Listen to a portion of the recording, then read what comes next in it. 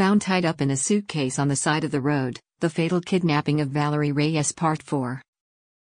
Javier's new story was that he had visited Valerie at her apartment on the night of January 28. Despite them not having been together for more than 9 months, he claimed the two of them had sex, during which Valerie had fallen and hit her head.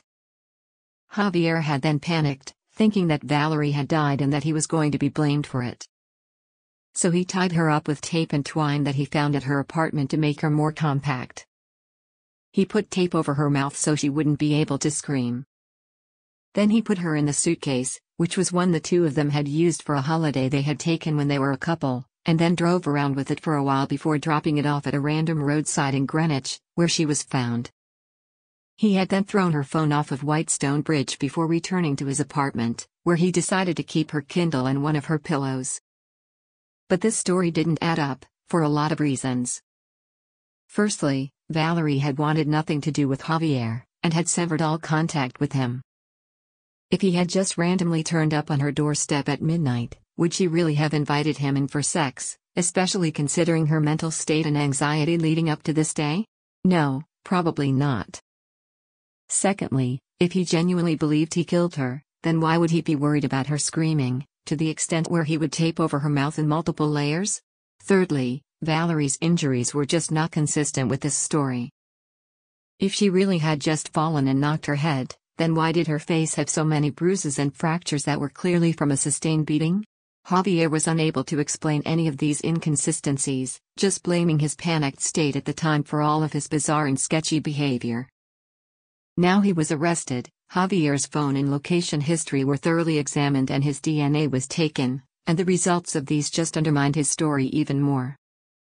A few days before Valerie's disappearance, Javier had texted a woman he appeared to be in a romantic relationship with that I just found my ex fucking in my bed with the guy next door in New Rochelle in December after years. Why would Javier have been apparently outside his ex's house, around 15 miles away from where he lived, months after they had ceased contact? He was clearly still very angry with her, and the fact he describes it as them being in my bed, when he didn't live there, suggests he still felt very possessive over Valerie and that he was entitled to a relationship with her. Seeing Valerie with a new partner may have caused Javier to become deeply jealous, and induced "hey, if I can't have her then no one can" mentality in him. When Javier left his condo on the evening of the 28th, when he was caught on CCTV in the all-black outfit, he got in the rental Honda and used Google Maps on his phone to find the directions to a church in New Rochelle, that was less than a mile away from Valerie's apartment. Javier then drove to New Rochelle. Just after midnight, his phone's location data showed that he was only 200 feet away from Valerie's home. After that, he switched his phone to airplane mode, in an attempt to conceal his presence. Why would he feel a need to do that unless he was planning on doing something he shouldn't? It's unknown whether Valerie invited him into her apartment, like if he'd said he was just there to talk to her and she gave him the benefit of the doubt, or if he had forced his way in. Traces of Javier's DNA were found on both the breast swab and a genital swab taken from Valerie. This would suggest they had some kind of sexual contact, though probably not consensually on Valerie's part like he'd tried to claim. They also found his DNA on the handles of the suitcase and under Valerie's fingernails, which backs up the idea they had some kind of physical altercation where she fought with him and tried to defend herself. He and Valerie had an argument that resulted in Javier attacking Valerie, beating her up, tying her up with a combination of tape and twine he found in her apartment, then putting her in the suitcase and the suitcase in his car. Valerie was still alive at this time.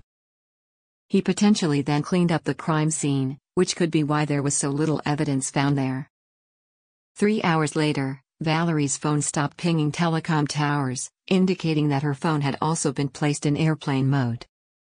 Around the same time, Javier used Valerie's phone to go all through the contents of her iCloud, including all her notes, her photos, and her browsing and location history.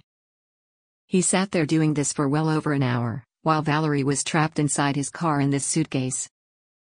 According to the pre-sentencing letter from the prosecution, after he'd thoroughly gone through her phone, Javier then logged into Valerie's banking app using her thumbprint to check her account balance. This suggests he opened the case enough to retrieve one of Valerie's hands, used her thumb to unlock the app, and then presumably retied her, or at least rearranged her back in the case and redid it back up, as she was found with her hands bound behind her back. Was she already dead at that time, when he's borrowing her body parts to try and steal her money? After checking her balance, he went to the bank and withdrew the $1,000 that got caught on CCTV.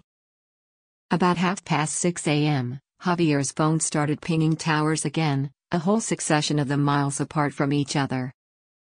He seemed to go through much of New York State, to Connecticut, back to New Rochelle, and then back to Connecticut again. He seemed to be driving at random, possibly trying to find the ideal spot to dump the suitcase. Finally, he stopped in Greenwich, where he abandoned Valerie's body on the side of the road where it would be found 2 weeks later.